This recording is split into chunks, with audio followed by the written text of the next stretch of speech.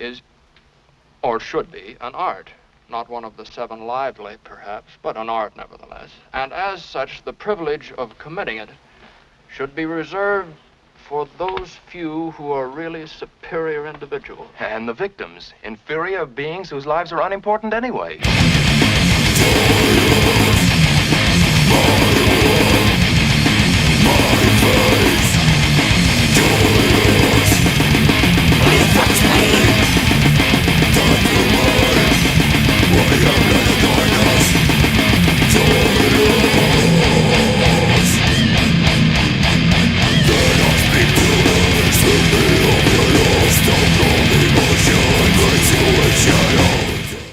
There are many things in this world that survive only by festering off of others, then try to seem like they did good for the world and subdue the victims. The album Prowl in the Yard by Pig Destroyer follows a drug-crazed maniac stalking his ex-girlfriend before ultimately killing her. Many of the songs reflect off of this in almost poetic phrasing.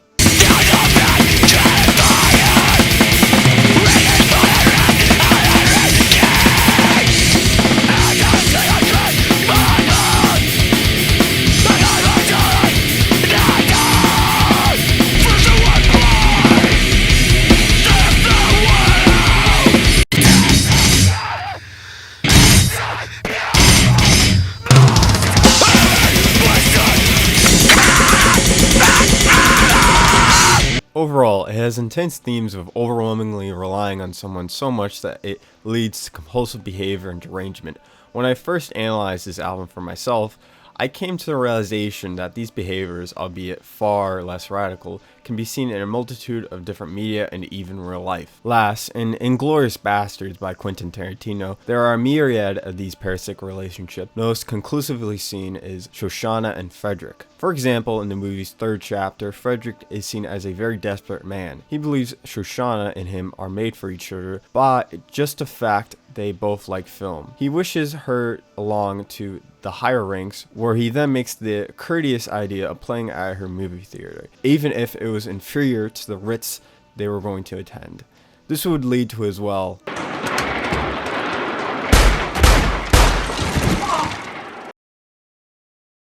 demise. Shoshana herself also manipulates their relationship for her own personal gain, leading the Nazis to their downfall by Frederick's naive nature.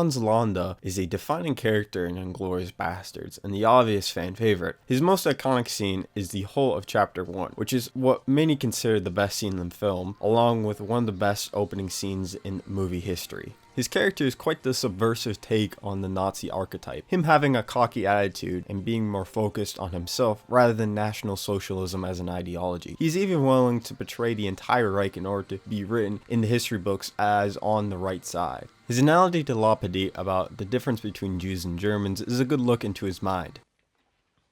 Now, if one were to determine what attribute the German people share with a beast, it would be the cunning and the predatory instinct of a hawk. But if one were to determine what attributes the Jews share with the beast, it would be that of the rat. If a rat were to scamper through your front door right now, would you greet it with hostility? I suppose I would. Has a rat ever done anything to you to create this animosity you feel toward him? Rats spread disease. They bite people. Rats were the cause of the bubonic plague, but that's some time ago. I propose to you any disease a rat could spread, a squirrel could equally carry. Would you agree? Right. You don't like them. You don't really know why you don't like them. All you know is you find them repulsive. Hawks and rats are both self-centered animals that fend for themselves, but he makes the distinction of the rat being unfairly blamed. He has no set morals, thus he kills Jews to gain more power. He's the embodiment of a metaphorical leech, gaining authority through the suffering of others. At least he got what he deserved at the end.